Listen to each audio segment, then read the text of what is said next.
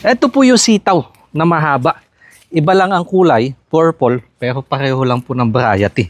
At mayroon din namang klase na maiksi. Ito po, turo or bulad kung tawagin ho sa amin. Dahil request po ni Kanayong Ricardo Reyes na magluto nga ako nito. Yun nga lang, kakaunti po yung aking napitas. Kaya dadagdagan ko na lang naman itong murang munggo. Sasagadin ko na. Kasi luma na din naman. Papaltan ko ng bagong tanim. Pwede na. Dadag naman po ang tawag nito sa amin.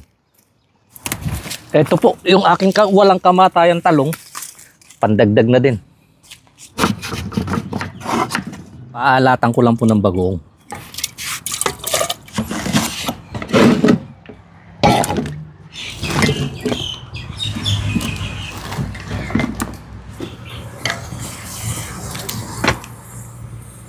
Yun, lambot na yun. Ipapaibabaw ko na lang po ito sa hog para hindi naman siya madurog. Ayan. Para naman po may dahon. Lalagyan ko lang nitong saluyot.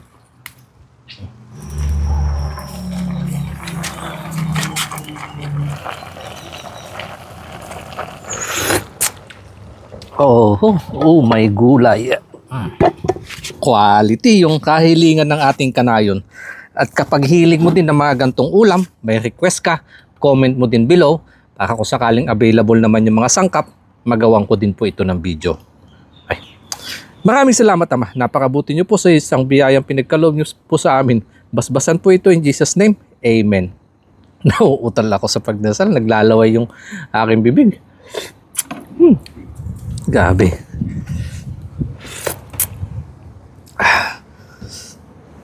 Lasap na lasap ang pagiging sariwa. Saka may tamis yung sabaw gawa ng kamote. Sibuyas. Saka bagoong sili.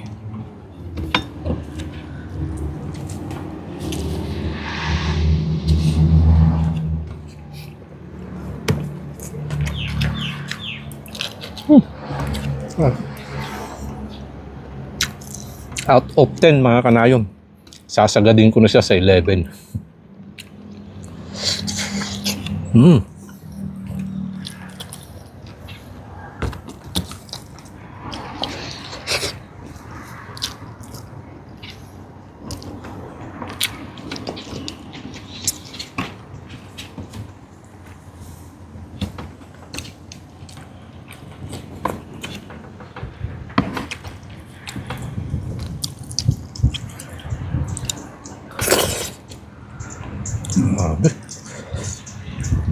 Hindi ako makapagsalita sa sarap.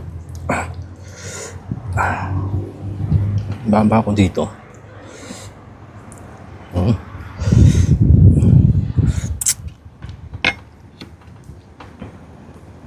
Kasi dito ko po siya papatong para makita.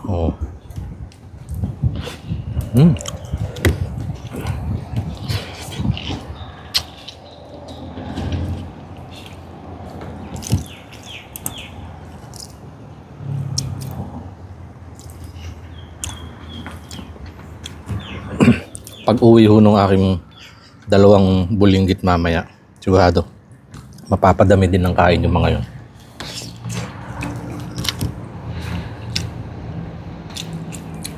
Ganito ho yung gusto nila, yung murang bunga ng munggo,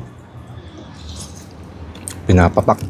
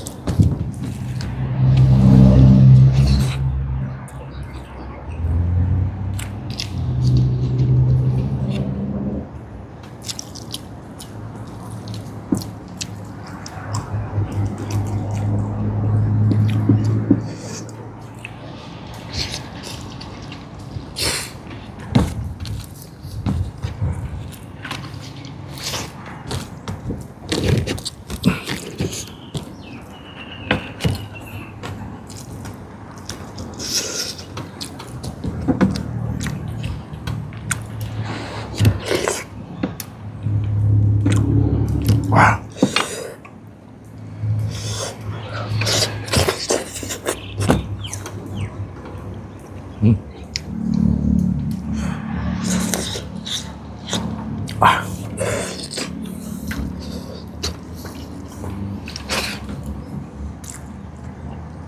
Ingat.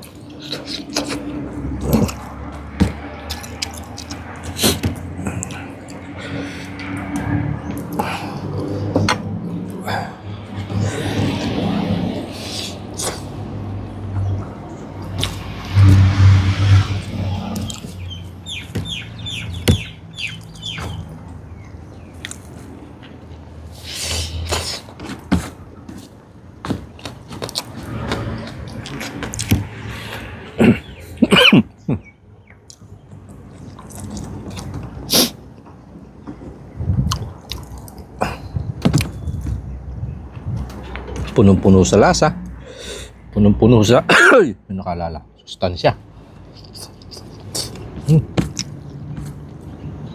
Sarap.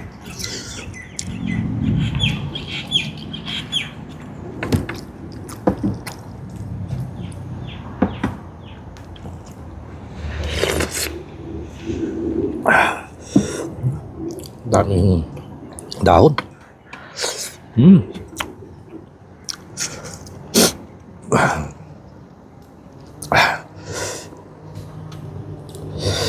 Simple yung ulam. Pero kapag ganito nakahain, ay talagang taob din ang kanin.